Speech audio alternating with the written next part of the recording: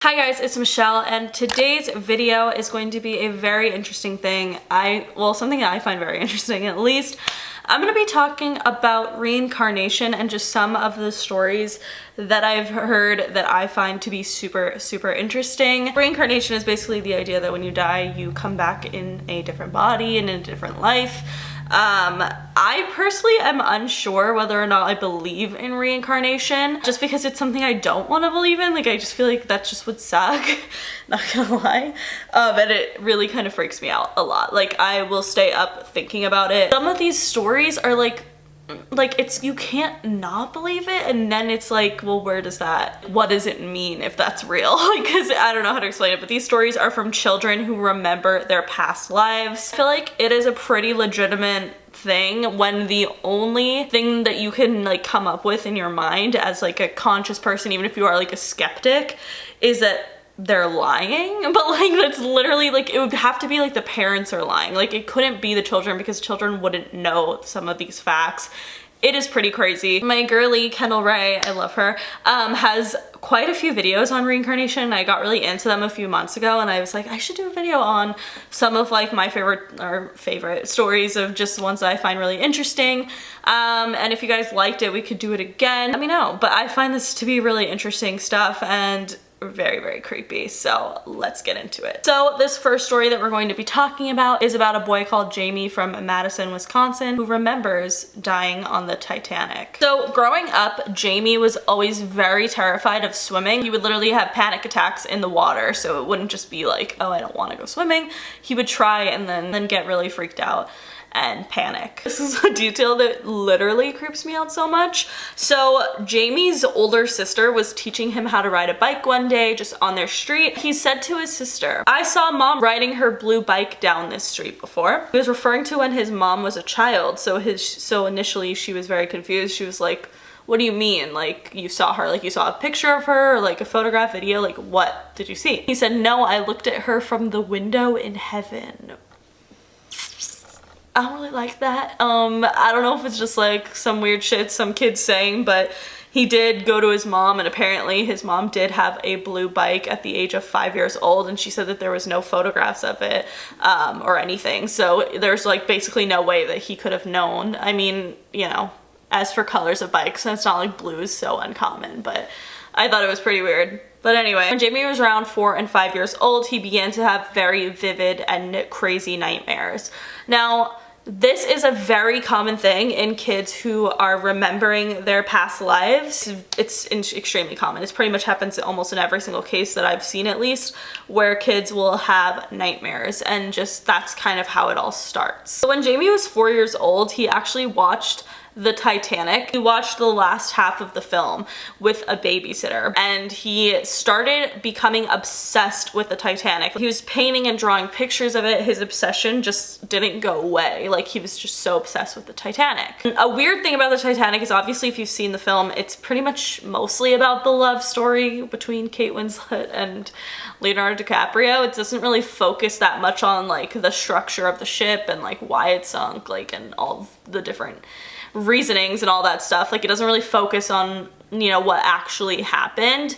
However, Jamie was like sobbing. He would just sob and cry about how the men in the boiler room of the Titanic should not have been trapped there, and that was a mistake, and they weren't supposed to die, and it shouldn't have happened. He just like kept going back to this boiler room and freaking out about it, which I don't even know how he would know about that. Like, it's just really crazy. So literally this 4-year-old kid is saying to his parents, when constructing the Titanic, they should have used steel instead of iron. And he said this was wrong. This was one of the biggest mistakes, and this is why everything went wrong. And he was telling his family, literally at 4 years old, that something happened with the emergency doors and it trapped men in the boiler rooms, and it shouldn't have happened. Like, he was making it seem like he was almost like responsible, or he was like this went wrong because of this, and this just should not have happened. So he made it this very big deal and was getting very emotional about it, which was weird, obviously, because he's a 4 or 5-year-old kid, and also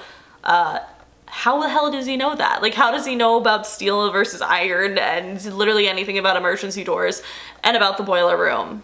I don't know. His parents actually got him a computer game of the Titanic, and it's one of those point of view computer games where you like kind of go through a maze and try to find different like rooms and different like, that's like the key to the game. It's like you have to go find like to the captain's, you know, quarters or whatever, and you have to go like throughout the ship and like navigate your way throughout it. It's not, it doesn't have like a bird's eye view, it's just like point of view, which is the point of the game, is to like have to go, you know, into the wrong room or go into this other place and like try to find your way to the captain's quarters.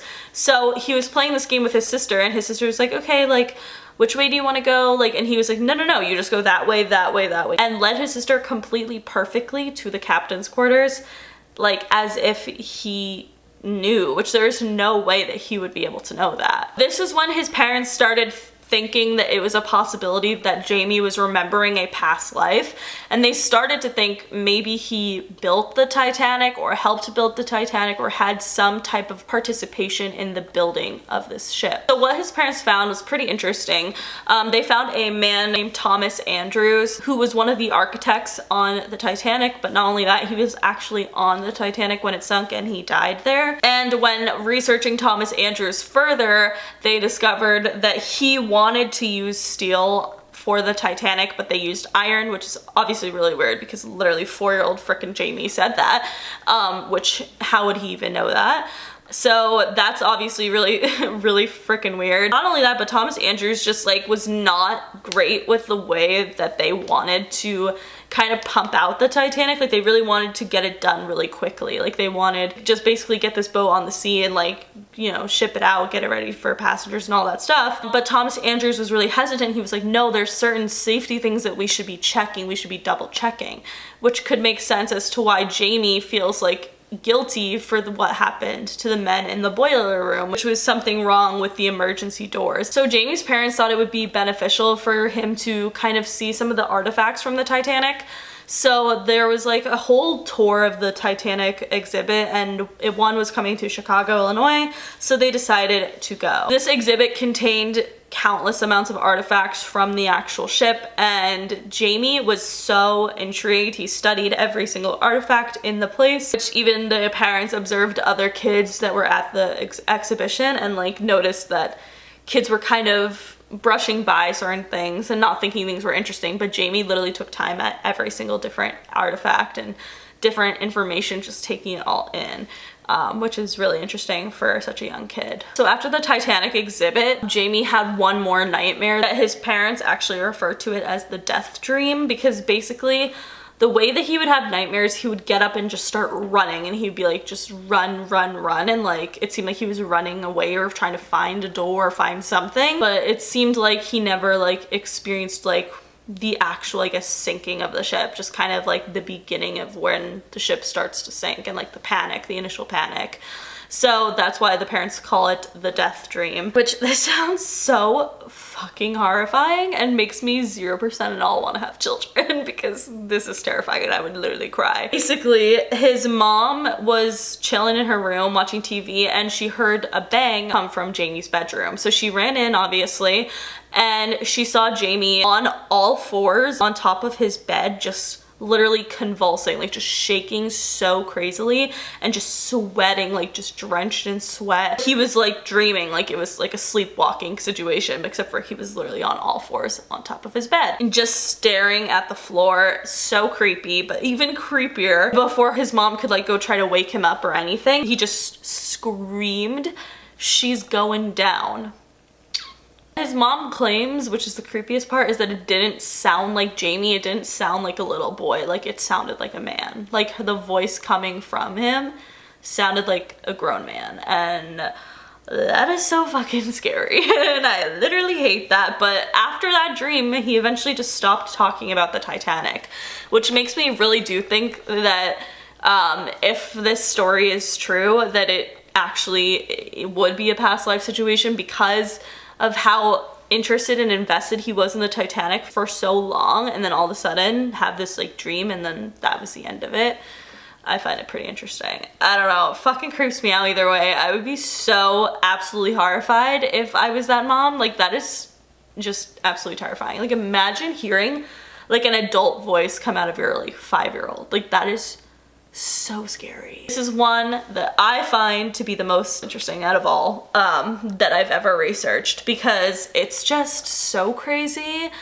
And also I love Anne Frank. Basically, a woman named Barbro Karlen is a Swedish writer who was born on May 24th, 1954. As a young child, she began to have these memories of being Anne Frank. Like, she was 2 years old, and like I said, this was 1954, so this was, I mean, it was obviously after the Holocaust, but it wasn't when Anne Frank was as popular as she is now. Is that like weird to say? But it's like, it's not when she was like as talked about or as like much of a person that they teach you about in school. But also she was 2 years old, so it's like, how would she even know that? But she was like, my name is Anne Frank, like that is my name. Once again, she began to have these horrible, horrible nightmares at the age of 2 years old, which like is really young for all of this. I will say it's usually 4 or 5. So it's pretty interesting to see a 2-year-old having this, and a 2-year-old saying my name is Anne. Like I said, when Barbara was 2 years old, she went to her parents and she said, my name isn't Barbara. I don't know why you're calling me that. My name is Anne Frank. Well, she said Anna Frank. A lot of the time, Barbara kind of kept this inside because no one was really making her feel like they understood what she was talking about, because obviously that just sounds crazy. If a kid is telling you that, you're like, okay, you know, just have a crazy imagination. Like, that's just a normal childhood thing, like whatever. So she felt very alone at this time. The Diary of Anne Frank began to become very popular, and like I said, she was 2 at the time where she realized that she was Anne Frank and was having these nightmares. But as she got older and started going to school, she realized that Anne Frank was a famous person. She was a real person in general. Not just real, but she was famous. And this was when the Diary of Anne Frank was starting to grow in popularity.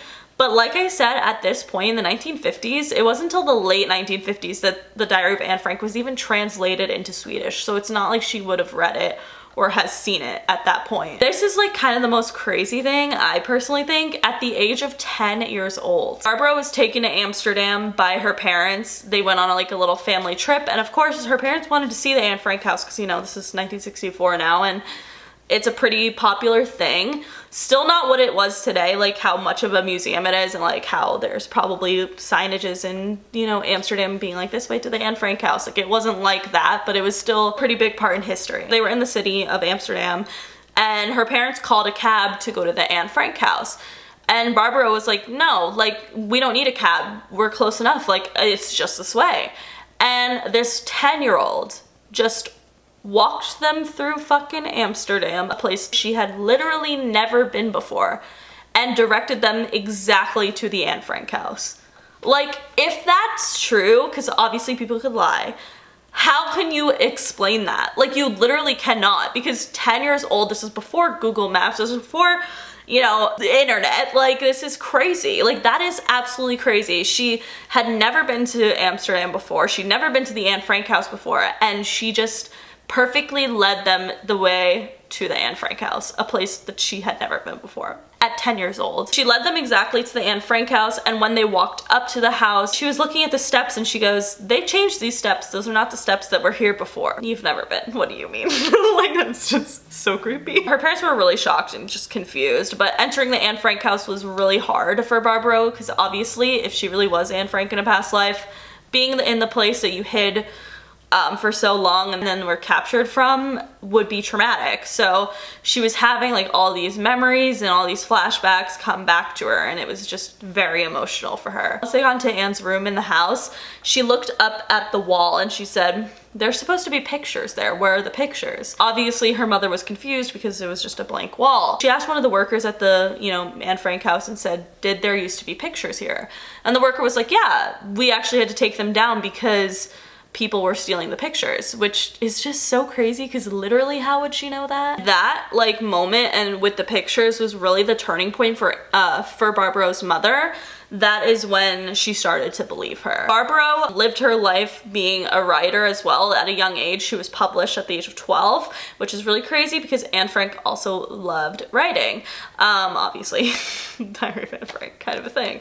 I don't know why I just said it like as if I'm the one telling you that Anne Frank loved to write. Like, I don't know why I said it like that. Barbara was published, and her publisher actually knew Anne Frank's cousin, which was her only living relative at the time, and his name is Buddy Elias. So Buddy had heard through this mutual publisher that Barbara was going around saying that she remembers being Anne Frank. This was before she had actually written a book about how she remembers her past life as Anne Frank, but she had still told her publisher about it. So her publisher was like, hey, like, this girl that I work for is Anne Frank and Reincarnated. It's your cousin. Buddy did not believe in reincarnation, but nonetheless, he did want to meet her. He was very intrigued. Him and Barbara's publisher decided to not tell Barbara that this was Anne Frank's cousin. So they arranged for dinner, and as soon as they opened the door, Buddy and Barbara just fell into each other's arms and started sobbing and just crying, which is so crazy because, like, Buddy did not believe in reincarnation. He was just like, I want to meet who the hell this bitch is that's saying that she's Anne Frank reincarnated.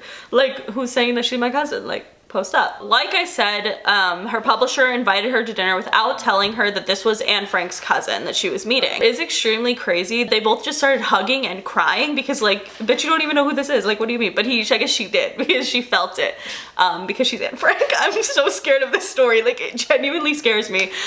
So Anne Frank's cousin Buddy truly believes that Barbara is Anne Frank, like, reincarnated. Like, he fully believes it, which is obviously super interesting. I think that that's, like, probably one of the most interesting stories because it has, like, that connection between Barbara, who thinks that she's Anne Frank, and one of Anne Frank's actual relatives, which is just so insane. The last piece of evidence with Barbara's story that I find to be very interesting as well, her memory started fading around the age of 15. And what's really creepy is that that is the age that Anne Frank died. But that's obviously really weird. I don't like to believe in reincarnation because, like I said, it freaks me the fuck out. But with these stories, if they are true and if the people aren't lying, so there's that, then I don't know. You can't not believe it, especially with the Amsterdam thing. Like, how the hell did she find her way to the Anne Frank house? I'm literally scared. I'm scared. I can't even find my way places with Google Maps, so yeah, anyway, that is it for today's video. If you guys liked it, please give it a big thumbs up. Let me know in the comments below if you have any stories of reincarnation. Maybe I'll believe one of you guys more. But yeah, that is it. Make sure you follow me on Twitter, Snapchat, and Instagram because I'm always posting really dope ass shit on there. Subscribe for new videos every week, and I will see you guys later. Bye!